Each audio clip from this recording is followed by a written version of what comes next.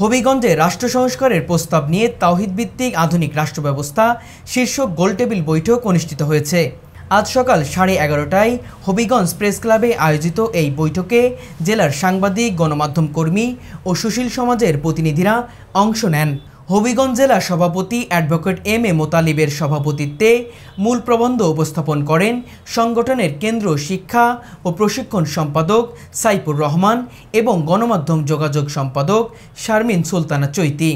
বক্তারা বলেন, তৌহিদভিত্তিক আধুনিক রাষ্ট্র ব্যবস্থাই বর্তমান সমাজ সংকট থেকে মুক্তির একমাত্র পথ।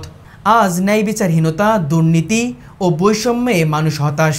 আল্লাহর বিধানকে রাষ্ট্রে পরিচালনার ভিত্তি হিসেবে গ্রহণ করলে সমাজে প্রকৃত ন্যায়, সমতা ও শান্তি প্রতিষ্ঠা সম্ভব। আজকে এমন অবস্থা এসে পৌঁছেছে যে আমার বাচ্চা স্কুলে যাবে, আমি তাকে ছাড়তে পারছি না। এই অবস্থা আরো আগে থেকে চলছে। সেই বাচ্চাটাকে পাহারা দেওয়ার জন্য আমি আমার ওয়াইফকে পাঠাবো, সেই ওয়াইফের নিশ্চয়তা কে দিবে, সেটা এখন বড় ধরনের টেনশন হয়ে দাঁড়িয়েছে। বুঝতেছেন কোথায় যাচ্ছি আমরা? সমস্যা তো একদিকে নয়। কেন হলো? এই যে রং সিস্টেম, রং জীবন ব্যবস্থা প্র্যাকটিসের ফলে এটা আসলে ব্রিটিশরা আমাদের উপর চাপিয়ে দিয়ে গিয়েছে। তারা কিন্তু এটা প্র্যাকটিস করছে না, তারা আমাদের উপর চাপিয়েছে।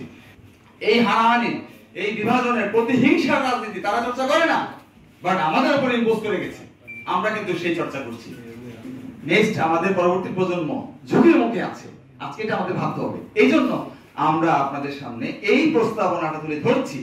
আমরা অলরেডি ইন্টারিম গভর্নমেন্টের যিনি দায়িত্বে আছেন আমাদের ডক্টর ইউনূস সাহেব, ওনার এবং ওনার দপ্তর, এবং বর্তমানে যিনি আছেন সংস্কার কমিটির প্রধান, ওখানে আমরা কিন্তু আমাদের মাননীয় ইমামের এই যে তৌহিদ ভিত্তিক আধুনিক রাষ্ট্র ব্যবস্থা কেমন হবে, কি হবে, তার প্রত্যেকটা উইংস কি হবে, তাদের রাজনৈতিক অবস্থা কি হবে, নির্বাচন ব্যবস্থা কেমন হবে, তার পেনাল কোড কেমন হবে, ইকোনমিক্যাল সিস্টেম কেমন হবে, আমদানি রপ্তানি কেমন হবে, অন্য ধর্মের সাথে সম্পর্ক, সমস্ত কিছু এখানে তিনি তুলে ধরেছেন।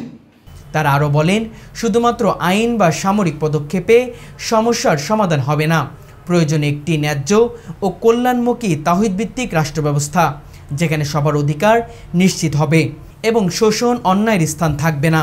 ইসলাম কেবল ব্যক্তিগত ইবাদত নয়, বরং পূর্ণাঙ্গ জীবন ব্যবস্থা, যা ব্যক্তিগত, সামাজিক, রাজনৈতিক ও অর্থনৈতিক সব ক্ষেত্রেই সমাধান দেয়।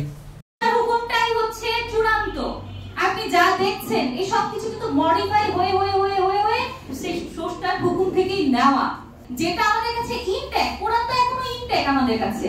এটা নিতে আমাদের প্রবলেমটা কোথায়? গণতন্ত্র কি বলা হচ্ছে? জনগণ। আর আমরা যেটা বলছি তাওহীদ ভিত্তিক আধুনিক রাষ্ট্র ব্যবস্থা, এই তাওহীদ শব্দটার মধ্যেই কিন্তু সেই আল্লাহর সার্বভৌমত্ব, সভরেনিটির কথা যেটা উনি এতক্ষণ ধরে বললেন, সেই বিষয়টা আছে। আমরা বলছি যে যেখানে আল্লাহর কোনো হুকুম আছে সেখানে অন্য কারোটা নেওয়া যাবে না। এটাই তো তাওহীদ, তাই না? কালেমায় আমরা যেটা বলি লা ইলাহা ইল্লাল্লাহ, আল্লাহ ছাড়া আর কারো হুকুম বিধান আমরা নিব না।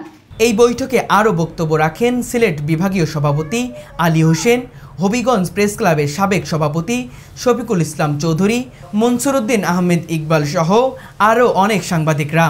বক্তারা সবাই একমত হন যে বর্তমান সমাজে বিদ্যমান সংকট দূরীকরণে তাওহীদভিত্তিক রাষ্ট্র ব্যবস্থা বাস্তবায়নের বিকল্প নেই।